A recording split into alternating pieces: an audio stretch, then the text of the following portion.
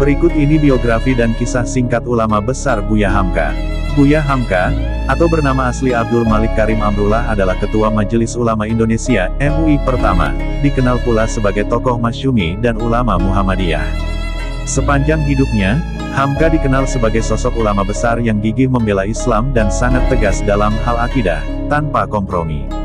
Kita sebagai ulama telah menjual diri kita kepada Allah, tidak bisa dijual lagi kepada pihak manapun.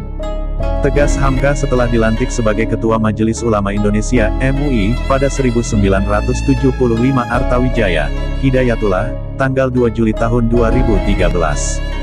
Bahkan, pada tanggal 19 Mei tahun 1981, Hamka mundur dari jabatannya sebagai Ketua MUI karena merasa ditekan oleh Menteri Agama waktu itu, Alamsyah Ratu Perwira Negara. Buya memilih mundur daripada harus menganulir fatwa tersebut.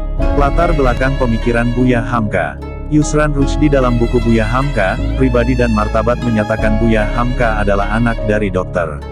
Syekh Abdul Karim Amrullah, tokoh pelopor dari gerakan Islam, kaum muda, di Minangkabau yang memulai gerakannya pada tahun 1906 usai pulang dari Makkah.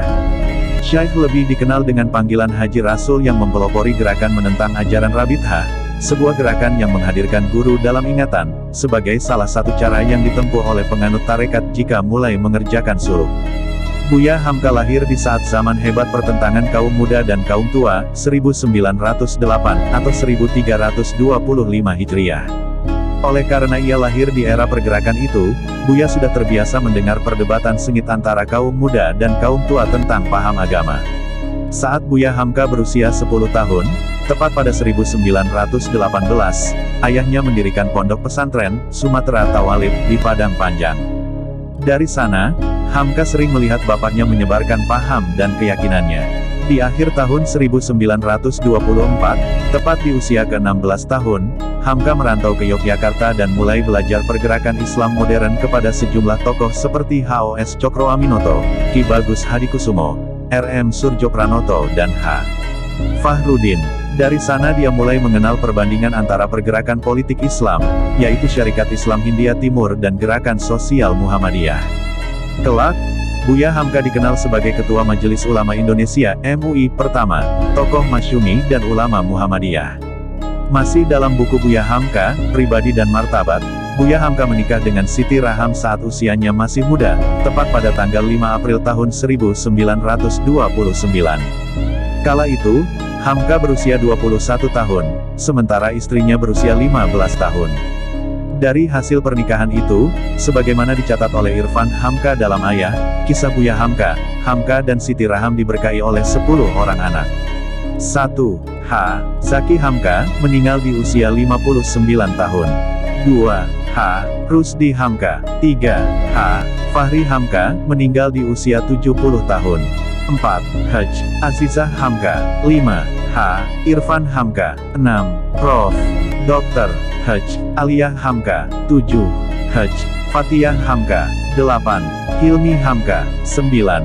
H. Afif. 10. Sakib Hamka. Buya Hamka adalah seorang modernis tulen. Ayahnya, Abdul Karim Amrullah, termasuk pembaharu agama di Minangkabau. Jalan juang Hamka diretas di Muhammadiyah dan Masyumi, dua lembaga yang merepresentasikan semangat modernisme Islam. Sebagaimana para modernis lain, Hamka melihat ilmu pengetahuan sebagai sesuatu yang netral, bebas nilai. Karena itu perkembangan ilmu pengetahuan, termasuk dari dunia barat, dianggap dapat bersesuaian dengan ajaran Islam. Pandangan Hamka ini terlihat diantaranya dalam buku Pelajaran Agama Islam. Di dalam buku tersebut Hamka menggunakan banyak teori dan hasil penemuan para pemikir barat untuk mengukuhkan keyakinan kepada rukun iman.